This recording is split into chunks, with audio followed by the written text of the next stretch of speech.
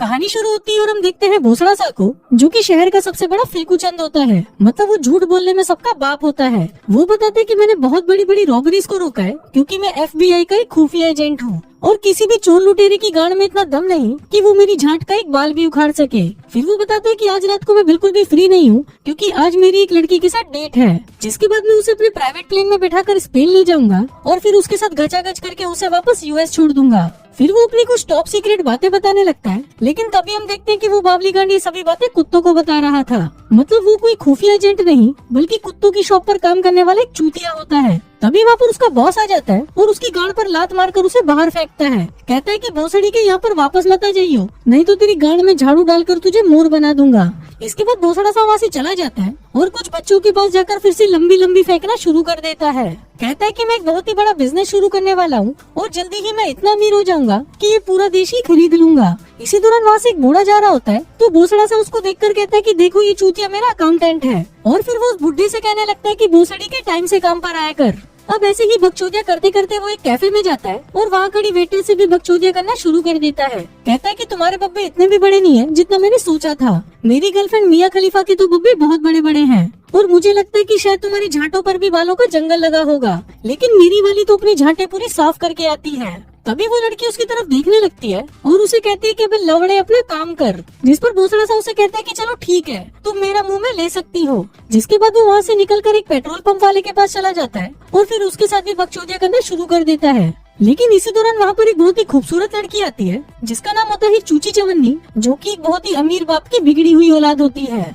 अब जैसे ही भोसड़ा सा की नजर चूची चवन्नी पर पड़ती है तो उसका हथियार खड़ा हो जाता है और फिर वो उसके सामने स्टाइल मारने लगता है। उधर चूची चवन्नी भी उसे पूरी लाइन दे रही होती है, लेकिन तभी वहाँ पर भोसड़ा सा का बाप आ जाता है और उसे कहता है कि भोसड़ी के तू यहाँ क्या कर रहा है? मुझे अभी अभी फोन आया है कि तुझे तेरी जॉब से लात मारकर निकाल दिया गया है। भोसड़ा सा कहता है कि नहीं, आपको किसने कहा? बाप कहते हैं कि अभी अभी मुझे तेरे बॉस का फोन आया था और वो मुझे बोला कि उसने तुझे काम से निकाल दिया है। अभी सुनकर भोसड़ा सा हंसने लगता है और कहता है कि अरे ऐसा कुछ नहीं है, वो तो बस आपसे मजाक कर रहा था और उसने मुझे नहीं निकाला बल्कि मैंने खुद ही जॉब छोड़ दी। अभी सुनकर उसका बाप उसे घसीटता हुआ घर ले जाता है और कहता है कि भोसड़ी के तू घर तो चल, फिर देख मैं तेरी कैसे गांड मारता हूँ। फिर रात को जब सभी खाना खा रहे होते हैं तो भोसड़ा सा का बाप उसे कहता है कि अगर तुम्हें यहाँ पर रहना है तो तुम्हें अब हर महीने रेंट देना होगा। अभी सुनकर भोसड़ा सा हैरान हो जाता है और सोचने लगता है कि बेंचोद ये कैसा बाप है जो अपने बेटे से ही घर में रहने का किराया मांग रहा है। फिर सुबह होते ही भोसड़ा सा का बाप उसे जल्दी उठा देता है और उसे एक जगह पर इंटरव्यू दिलवाने के लिए अपने साथ ले जाता है। फिर रास्ते में वो उसे बताता है कि भोसड़ी के जब मैं तेरी एज का था तो मैं पैसा कमाने के लिए GB रोड पर अपनी गांड मरवाया करता था। इसके बाद वो भोसड़ा सा को एक मॉल के बाहर ले जाता है, जिसको देखकर भोसड़ा सा कहता है कि नहीं नहीं, मुझे नहीं लगता कि ये मेरे काम करने के लिए सही जगह है। लेकिन तभी उसका बाप कहता है कि तुम्हें यही काम करना होगा। इस पर भोसड़ा सा कहता है कि चलो मान लो अगर मुझे यहाँ पर जॉब नहीं मिली तो मेरे साथ क्या होगा। इस पर उसका बाप कहता है कि अगर तुम्हें यहाँ पर जॉब नहीं मिली तो मैं तुम्हें एक चटाई और तेल की शीशी देकर दिल्ली भेज दूंगा। अभी सुनते ही भोसड़ा सा की गांड फट जाती है और वो फटाफट इंटरव्यू देने के लिए अंदर चला जाता है। फिर वहाँ जाकर जब वो जॉब के लिए इंटरव्यू दे रहा होता है तो उसका बॉस उससे काफी अच्छे से बात करता है। वो कहते हैं कि आप जैसे आदमी को जॉब पर रखने से मेरी मॉल की वैल्यू बहुत ज्यादा बढ़ जाएगी और मैं तो बहुत खुश हूँ कि आपने इतनी सारी कंपनीज को छोड़कर हमारे मॉल में काम करने का सोचा। फिर वो उसे कहता है कि हम आपको $50,000 एक साल के देंगे, जिसके साथ ही आपको सारे बेनिफिट्स भी दिए जाएंगे, जैसे कि medical, travelling, pension, car allowance और साथ ही रात को बजाने के लिए एक लड़की भी। और यही हमारा आपके लिए सबसे बेस्ट और फाइनल ऑफर है। अभी सुनकर भोसड़ा सा भी जोश में आ जाता है और वो कहता है कि सर वो सब तो ठीक है, लेकिन मैं इतने कम में काम नहीं कर पाऊंगा। मुझे $1,00,000 एक साल के चाहिए और सारे बेनिफिट्स के साथ साथ मुझे रात को बजाने के लिए 2 लड़कियां चाहिए। अभी सुनकर उसका बॉस थोड़ी देर को सोचने लगता है और फिर वो उसे $1,00,000 पर ईयर देने के लिए मान जाता है और साथ ही कहता है कि रात को तुम 2 क्या 3 लड़कियां ले लो।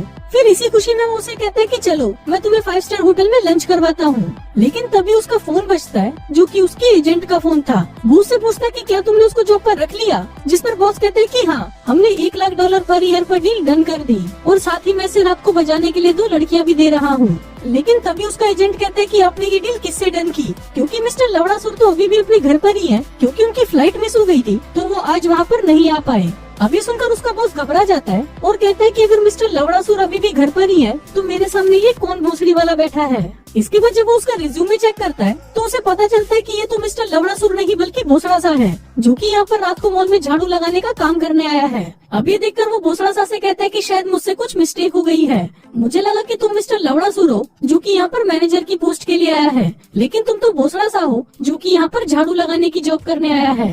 अभी सुनकर भोसड़ा सा हंसने लगता है और कहता है कि मैं हूँ ही इतना टैलेंटेड कि लोग मुझे इतने ज्यादा पैसे दे देते हैं। लेकिन इस पर उसका बॉस कहता है कि हम तो तुम्हें सिर्फ $4 पर घंटे के हिसाब से ही दे सकते हैं, अगर तुम्हें करना है तो करो, नहीं तो अपनी गांड उठाकर चलते बनो। भोसड़ा सा पूछता है कि अच्छा फिर उन लड़कियों का क्या, जिस पर बॉस कहता है कि कोई लड़कियां नहीं है, और अगर तुम्हारे लोड़े में ज्यादा खुजली मच रही हो तो 5 मिनट का ब्रेक लेकर मुट्ठा मार लेना और फिर से काम पर लग जाना। अब भोसड़ा सा के पास और कोई ऑप्शन नहीं था, इसलिए वो उसका ये ऑफर मान जाता है और इस जॉब के लिए हाँ कर देता है। वहीं दूसरी तरफ हम चूची चवन्नी के बाप को देखते हैं, जो कि अपने दोस्तों के साथ बैठकर बिजनेस की बातें कर रहा होता है। तभी वहाँ पर चूची चवन्नी आ जाती है, जिसको देखकर उसका बाप कहता है कि बेटा इधर तो आओ और मेरे दोस्तों से मिलो। अब चूची चवन्नी जैसे ही वहाँ पर आती है तो उसकी बड़ी बड़ी चूचियाँ देखकर उन दोनों बुड्ढों के घोड़े खड़े हो जाते हैं। फिर उनमें से एक बुड्ढा अपना इंट्रोडक्शन देता है और कहता है कि मैं हूँ बॉब द भोसड़ी वाला। अब चूची चवन्नी उसको देखकर हंसने लगती है और फिर उसके पास जाकर उसको चूसना शुरू कर देती है। फिर वो दूसरे बुड्ढे के पास जाती है, जिसको देखकर उसे लगता है कि शायद वो उसे भी चूसेगी, लेकिन वो उसे सिर्फ हाथ मिलाती है और फिर वो उन दोनों को बाय बोलकर वहाँ से चली जाती है। वहीं हम उसके बाप को देखते हैं, जो ये देखकर शॉक था कि उसकी बेटी ने अभी ये क्या किया। फिर रात को जब चूची चवन्नी सोने जाती है तभी वहाँ पर उसका बाप आता है और उसे कहता है कि अगर आज के बाद तुमने ये सब फिर से किया तो मैं तुम्हारी जान ले लूंगा। इसके बाद हम देखते हैं 2 चूतिए चोर चंगू मंगू को, जो कि एक कार के पास जाते हैं जिसमें दबाकर गचागच कार्यक्रम चल रहा था। जिसके बाद वो उन दोनों को कार से बाहर निकालते हैं और उनकी कार लेकर वहाँ से भाग जाते हैं। फिर अगली सुबह हम देखते हैं भोसड़ा सा को, जिसका काम पर आज पहला दिन था। वो एक लंबी लिमोजिन मंगवाता है ताकि लोगों को लगे कि वो एक बिजनेस मीटिंग के लिए जा रहा है। फिर जाते वक्त वो रास्ते में बच्चों से कहता है कि मैं कुछ दिनों के लिए पेरिस जा रहा हूँ, जहाँ पर मेरे प्राइम मिनिस्टर के साथ एक मीटिंग है, जिसके बाद मैं वहाँ से इंडिया जाऊंगा, जहाँ पर मुझे सलमान भाई के साथ हिरण के शिकार पर जाना है। वहीं मॉल के अंदर हम चूची चवन्नी को देखते हैं, जो कि वहाँ पर रखे महंगे महंगे आइटम्स को देख रही होती है, लेकिन इतना पैसा होने के बाद भी वो उन्हें खरीदती नहीं, बल्कि उन्हें अपने बब्बू में छुपा कर वहाँ से निकल लेती है। वहीं भोसड़ा सा भी वहाँ पर पहुँच जाता है और जाते ही वो एक बॉस की तरह वहाँ पर सबको ऑर्डर देने लगता है। इसी दौरान उसे जमीन पर पड़ा हुआ कुछ सामान दिखाई देता है, जिसको देखकर वो एक एम्प्लॉय से कहता है कि सुन बहन के घोड़े, मैं तुझे पैसे इसलिए नहीं देता कि तू यहाँ पर आकर टाइम पास करे, अब जल्दी से सामान को उठा और निकल यहाँ से। उधर चूची चवन्नी ने भी इतना सारा सामान चोरी कर लिया था कि वो सबके सामने ऐसे जा नहीं सकती थी, इसलिए वो सबके चले जाने तक मॉल में ही रुकने का फैसला करती है। फिर कुछ ही घंटों में रात हो जाती है, जिसके बाद वहाँ पर सफाई डिपार्टमेंट का मैनेजर आता है और भोसड़ा सा से कहता है कि तुम्हारे पास पूरी रात है, इसलिए अच्छे से पूरे मॉल की सफाई करना, नहीं तो मैं तुम्हारी गाड़ में डंडा डालकर उसे तुम्हारे मुंह से निकालूंगा। अभी सुनते ही भोसड़ा सा की फटकर चौसठ हो जाती है और वो कहता है कि ठीक है सर, आप जैसा बोलोगे मैं वैसा ही करूंगा। फिर वो मैनेजर वहाँ से जाने लगता है और कहते हैं कि मॉल के किसी भी सामान को छूना मत, सारा कचरा उठाकर डस्टबिन में डालना, और सबसे इम्पोर्टेंट चीज लड़कियों की कच्चियों से दूर रहना। भोसड़ा सा कहता है कि सर चिंता मत करो, हम दोनों मिलकर सब कुछ अच्छे से साफ कर देंगे। इसमें मैनेजर कहता है कि हम दोनों नहीं, मैं तो अपने घर जा रहा हूँ, जब तक मैं अपनी बेटी के साथ दबा कर गचागच करूंगा। अभी सुनकर भोसड़ा से कहते कि नहीं, मैं यहाँ पर अकेला नहीं रहने वाला, लेकिन मैनेजर उसकी एक नहीं सुनता और वो उसे वही लॉक करके वहाँ से चला जाता है। कहता है कि अभी दरवाजा सुबह 7 बजे ही खुलेगा। और भोसड़ा सा वहाँ पर खड़े खड़े चिल्लाता रहता है, लेकिन मैनेजर उसे इग्नोर करके वहाँ से चला जाता है। और भोसड़ा सा के पास दूसरा कोई ऑप्शन नहीं था, इसलिए वो झाड़ू उठाता है और चुपचाप अपने काम पर लग जाता है। लेकिन हम देखते हैं कि उस छोटे को तो सफाई करनी भी नहीं आती, इसलिए वो सफाई के दौरान सारे सामान को उल्टा सीधा कर देते हैं। और भोसड़ा सा जैसे तैसे करके अपने काम को पूरा कर ही लेता है, जिसके बाद वो देखता है कि उसकी शिफ्ट का काम होने में अभी 10 घंटे और पड़ी हुआ है। और 10 घंटों तक उसके पास करने के लिए कुछ भी नहीं था, इसलिए वो टाइम पास करने के लिए वहाँ पर रखे हुए सामानों को छीनने लग जाता है। लेकिन कुछ देर बाद वो इससे भी दूर हो जाता है, तो वो अपना घर में रहने के बाद वो बाप को फोन लगा देता है। लेकिन वही उसका बाप आज बहुत दिनों बाद उसकी माँ के साथ गचागच करने वाला था, इसलिए वो दूसरे से कहता है कि दूसरे की जल्दी से फोन रख और सुबह से पहले वापस फोन मत करियो। और दूसरा समय पर बैठा बैठा बहुत ज्यादा बोझ और परेशान हो चुका था, इसलिए वो फिर से बच्चों की बचाना शुरू कर देता है। फिर ऐसे ही जब वो कच्चा बैठ घर पर भटक रहा होता है, तभी उसकी नजर वहाँ पर चूची चवन्नी पर पड़ती है। अब उसे देखकर पहले तो उसे लगता है कि शायद उसने कोई ख्वाब देखा है, लेकिन जब वो उसे कैसे देखता है तो वो शॉक हो जाता है कि ये यहाँ पर क्या कर रही है। फिर वो उससे पूछता है कि तुम यहाँ पर क्या कर रही हो, जिसमें वो बताती है कि मैं यहाँ पर शॉपिंग करने आई थी और शॉपिंग करते करते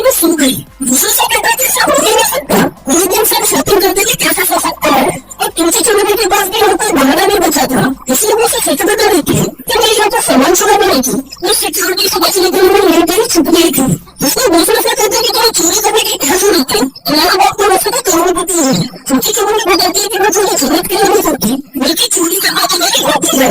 वे किसी तरह वो छुट्टी चलने के डॉक्टर देखते हैं, जो कि पुलिस वाले के साथ बिल्कुल छुट्टी चलने की भूमिका करता है, क्योंकि उससे बड़ा वादा सुबह से वादा करते हैं। उनके दूसरे से छुट्टी चलने के साथ में डरा करते हैं, जहाँ पर दूसरे से बताते हैं कि वो कोई एनिमल से तय कर देता है, लेकिन वहाँ से मुझे मेरे को याद होकर बता दिया, जिसके बाद मैं अपनी खेली लगाने की कोशिश करता हूँ। सुबह से पता चलता है कि हम मेरे बीच में हुई किसको बताया करते थे, तो हमेशा से ही मेरे दोस्त थे। ये गलती को बहुत देर में सिस्टम लिखते रहा करता था। आगे से जो छोटे छोटे में घुसा जाती है, और उसको नहीं लिखते हैं। उसको तो दूसरी से इसके चलने पे हमें लोगों से अपना शुरू कर देते हैं। लेकिन मुझे छोटा सा बड़ा से कहते हैं कि दोनों सालों की सबसे बड़ी झूठी है नहीं होगा, और दूसरों से ये सब खरीद भी जाता है। ये उसकी किस तरह के तुम्हारी कैसे होगा?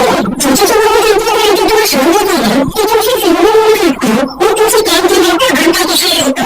उसको दूसरों से कहते हैं नहीं, ये कोई झूठी सा नहीं है, कहते हैं कि गलत इंफॉर्मेशन नहीं है, वो जिसमें मेरी दिल लगे तो ध्यान में मैंने इसी जलती है। उसके बाद मैं दोनों के ऊपर ध्यान दस करोड़ की घंटे से भी घंटे पर नहीं सकते हैं। जिसको हम छोटे छोटे में दूसरे से कहते हैं कि मेरी शायद सड़का नहीं पहुंचाना चाहती हूँ, क्योंकि ये तो मैं कभी से परेशान ही चुकी हूँ, इसलिए ये लेकर जाकर मैं क्षमा करना चाहती हूँ। उसको दूसरों से कहते हैं कि लोगों को सब झूठे चलते हैं, मतलब लोगों से कोई पैसे नहीं होते तो हम तो वैसे ही कर सकते हैं। अगर छोटे छोटे में कहते हैं कि तुम पैसों की चिंता मत करो, फिर आपको लोगों से पैसे रुपए चुराते रहेंगे, इसलिए वो पैसे देकर बिल्कुल परेशानी हो जाएगी, जिसके बाद फिर सबको पैसे दे देते हैं, जो कि पूरी दिल्ली में चल दिखाई करती है।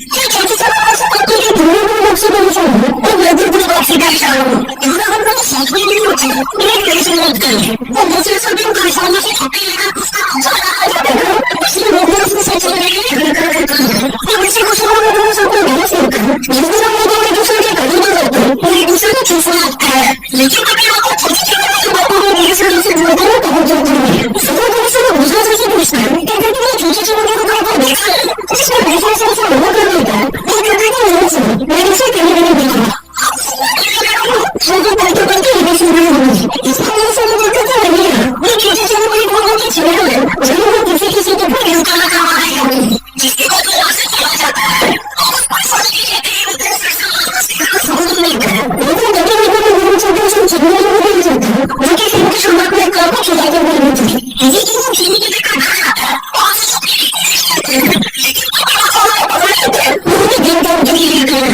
मेरे बाबू छोटे छोटे का सिगरेट तो पहले ही रहता है, वो ऐसा कहता था कि ये बात तो बहुत बड़ी है, लेकिन वो भूल के संभालने कर ली, दूसरों से कहते हैं कि मेरे से करेंगे, इसको सामने वाला कहता है कि दूसरे के सब कोई, हम दूसरे के बुलाए, सब छोटे छोटे वालों को दिखाने लगते हैं कि मैं सुबह से ऐसे ही हूँ, और मैं पूरा समय में भूल गया है, अगर ये सब मेरे दोस्त की भी याद होती है, तो मैंने भी गया हो जाएंगे, लेकिन उसमें लोगों को कहते हैं कि मेरे साथ सुनो, और ये बताने के लिए रहकर समय कैसे हो, इसके बाद उसको बहुत सोचते हैं कि हिंदी के लिए शुरू करते हैं, और हमारी छोटी छोटी में बड़ी बात लेकर उसकी सवाल होने लगती है, मैंने उसको ऐसे सवाल किए कि मैं हिंदी के किसी में खड़े हो जाते हैं, ये मैं सोचा लोगों को कि उस छोटे छोटे में ये बोला चलता है, मेरे लोगों की समझ करेंगे, अगर छोटे छोटे के बंदों को भी भेज नहीं होती है, और कहते हैं कि मुझे को बहुत सारी पैसों की जरूरत है, हम लोग तीनों महीने के लिए सारी कीमती सामान की चीजें खाएं, और फिर ऐसे ही जरूरत है जीवन की, तो मुझे इसके दूसरे के लिए खाता है, मैं तो हमें कैसे देता है, मैं सोचने लगता है कि सब छोटे छोटे लोग से पहले पानी में छुपे हैं, जिसके बाद उनके वहाँ के सारे छोटे सामानों को चीजें देखे,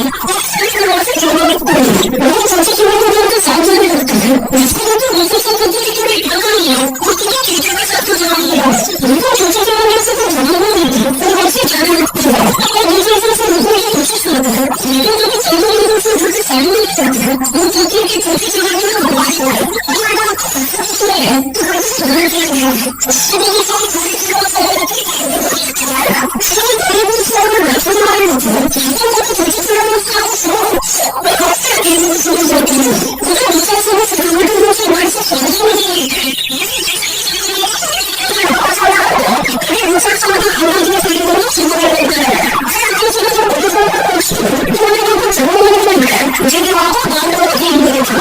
दूसरी तरफ दूसरे से छोटे छोटे को देखते हैं, जो कि सारा सामान वैसे लेकर